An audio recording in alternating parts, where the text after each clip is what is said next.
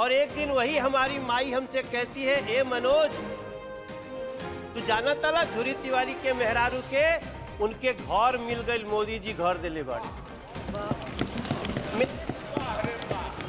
Fishing area. अध्यक्ष जी बहुत बहुत धन्यवाद। आपने हमें आज महामहिम राष्ट्रपति जी के अभिभाषण पे बोलने का मौका दिया है। मैं इस सदन में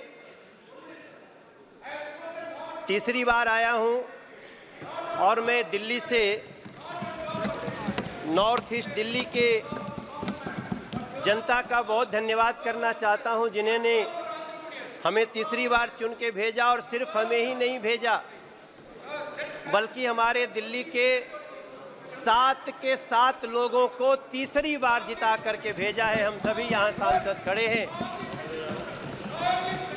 जरा इनका संरक्षण करें अध्यक्ष जी।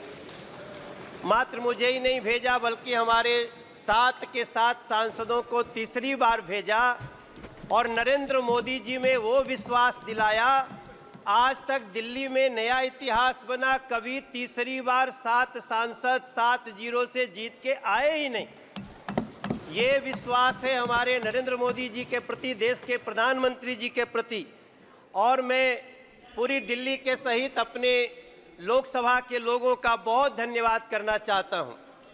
माननीय अध्यक्ष जी, हम जब 2014 में आए थे इस सदन में, तब हम एक दूसरी दुनिया से आए थे और जब हम सदन में घुसने जा रहे थे, जब मेरी नज़र पड़ी कि देश का प्रधानमंत्री बनने जा रहे एक व्यक्ति, जिन सीढ़ियों से लोग चप्पल जूते पहन के जा रहे थे, अचानक हमने देखा वो नरेंद्र मोदी जी उन सीढ़ियों पर माथा रख के झुक गए थे।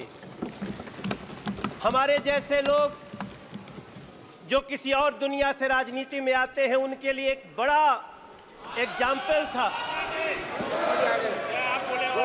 मैंने अध्यक्ष जी,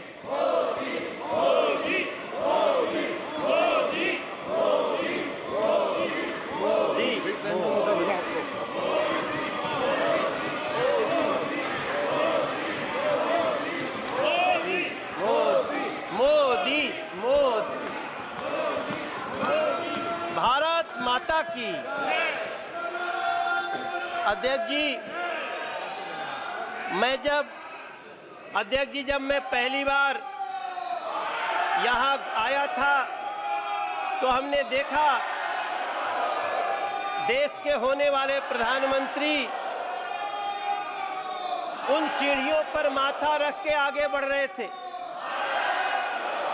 जब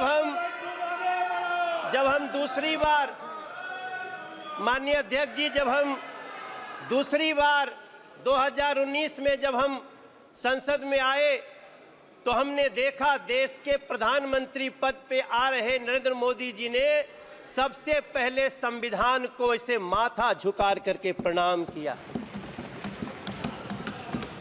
वो दृश्य हमारे लिए, और मैं समझता हूं मेरे सभी साथियों के लिए, हाथ में संविधान लेना भी ठीक है, लेकिन संविधान लहराना और संविधान की पूजा करना दोनों में अंतर है। हमने नरेंद्र मोदी जी को संविधान की पूजा करते हुए देखा है। इसलिए मैं बड़े ही विनम्रता से कहना चाहता हूं, राष्ट्रपति जी के अभिभाषण के बाद मैं जब दिल्ली के ही अपनी कुछ बातें करूंगा, दिल्ली के ही सौभाग्य को देखूंगा। कोई द्वारका एक्सप्रेस पे जाकर के गाड़ी चलाता होगा, तब उसको समझ में आता होगा कि सरकार क्या होती है और कैसे लोगों का काम होता है। NH-24 पे जाते होंगे, आज दिल्ली मेरठ तक चली गई है अध्यक्ष जी। आज लोग दिल्ली में मेरठ से काम करने आते हैं और 35 से 40 मिनट में पहुंचते हैं। तब हम सबको गर्व होना चाहिए। हमें गर्व क्यों नहीं होना चाहिए जब हमें पता चलता है कि देश के 4 करोड़ 22 लाख बेघर को पहली बार घर मिल गया। हमें क्यों नहीं गर्व होना चाहिए अध्यक्ष जी, जब 12 करोड़ घरों में टॉयलेट बन जाते हों, जब 52 करोड़ में गांव का आदमी हो। अध्यक्ष जी, हमारी माँ पहले एक हमारी गांव में काम करती थी, उनके लिए हमसे एक बार वो 20,000 रुपया मांग के दी थी, और एक दिन वही हमारी माई हमसे कहती है, ए मनोज, तू जाना तला झुरी तिवारी के मेहरारू के उनके घर मिल गई, मोदी जी घर दिले बाड़े। अध्यक्ष जी, हम जानते हैं कि गांव में घरों में टॉयलेट न होने का क्या दंश होता था। हम लोग साइकिल से जाते थे तो सड़क पे खड़ी महिलाएं खड़ी हो जाती थीं। अगर उस दंश को किसी ने दूर किया, वो नरेंद्र मोदी जी, वो सरकार, हम क्यों न गर्व करें इस पे। 13 करोड़ घरों में नल से जल लगा दिए। हम दिल्ली में पाइप से घरों में गैस जा रही है, पाइप से गैस जा रही है, और दिल्ली में एक बैठी हुई आम आदमी पार्टी की सरकार नल से जल तक नहीं दे पाई। हम ये भी दंश इसी दिल्ली में देख रहे हैं। अध्यक्ष जी, कभी भारत मंडपम देखिए। मेरे विपक्ष के भी साथी लोग, आप लोग जाइए, आप जब जाएंगे तो आपको गर्व होगा। आप कभी, हाँ दादा होता है, होगा। आप कभी यशोभूमि को देखिए, आप कभी बाबा साहब भीमराव अंबेडकर स्टडी सेंटर को देखिए। इसी दिल्ली में जिस बाबा साहब भीमराव अंबेडकर को अंतिम क्रिया के लिए 1 कट्ठा जमीन नहीं दिया गया, बुरा मत मानना, नाराज मत होना, उसी दिल्ली के हृदय में नरेंद्र मोदी जी ने 5 एकड़ में बाबा साहब का स्टडी सेंटर बना के दिया है। ये होता है सम्मान संविधान के प्रति और संविधान के बनाने वालों के प्रति। मुझे बहुत वेदना के साथ टीएमसी के एक हमारे सांसद, मेरे प्रिय साथी, आज आपने एक्ट्रेस के नाम पे क्या दिया, क्या एक महिला को आप देखो, बुरा मत मानना, हाथ जोड़ के आपको ये बात, इस तरह से महिलाओं का अपमान नहीं करना चाहिए। कल्याण दादा, नहीं, हम नहीं करना चाहिए। मैं आपसे प्रार्थना करता हूं, आप कोई एक्ट्रेस को सिर्फ देखने वाली वस्तु महिलाओं को न समझा जाए, हम आपसे प्रार्थना करते हैं। हमें गर्व इस बात का होना चाहिए। अध्यक्ष जी, माफी चाहता हूं। अध्यक्ष जी, मैं खत्म करूंगा। मुझे गर्व तब होना चाहिए जब इस दिल्ली में, अब इस देश में, नहीं, हम गुमराह नहीं कर रहे हैं। अगर आप दादा, कोई बात नहीं दादा, अब इस देश में दादा ऐसा नहीं करना चाहिए। देश के 70 साल के बुजुर्गों को अब वृद्धाश्रम भेजने की आवश्यकता नहीं। खत्म करना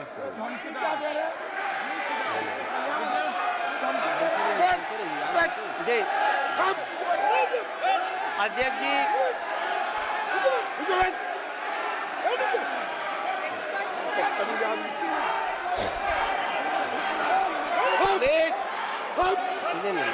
प्लीज अध्यक्ष जी, ओके, प्लीज अध्यक्ष जी, प्लीज प्लीज, नो,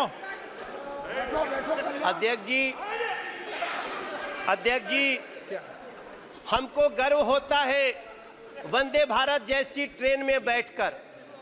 हमको गर्व होता है जब 70 साल के बुजुर्ग को अब किसी वृद्धाश्रम भेजने की जरूरत नहीं पड़ेगी, हम उसका इलाज कराने के लिए मोदी सरकार खड़ी रहेगी। हमें तब गर्व होता है। अध्यक्ष जी, हमें गर्व होना चाहिए जब भ्रष्टाचारियों पर नकेल हो। इसलिए मैं प्रार्थना करता हूं अपने सभी साथियों से कि हो सके तो, हाँ गाना तो गाते हैं दादा, हम आप सभी से प्रार्थना कर, अब आज जब यहाँ से हम निकलते हैं तो हमें अपने माँ के नाम से एक पेड़ लगाने का एक अभियान जो शुरू हुआ है उसमें साथ देना चाहिए। चलिए मिलकर के माँ के नाम से एक पेड़ लगाते हैं। दादा, माँ के नाम से आप भी लगा दें।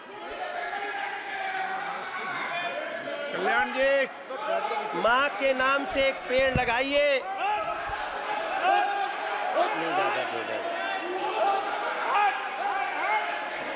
और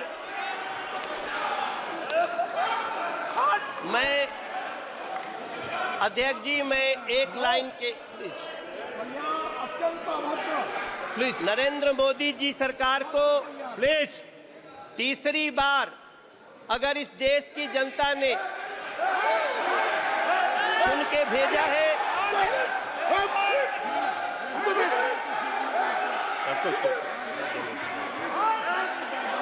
अध्यक्ष जी,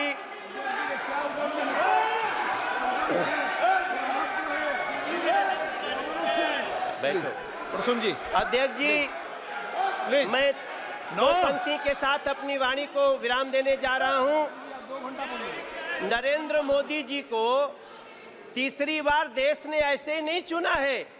हमारे संस्कृत में एक श्लोक है, अभिवादनशीलस्य नित्यं वृद्धोपसेविना चत्वारः तस्य वर्धन्ते आयुर्विद्या यशो बलम।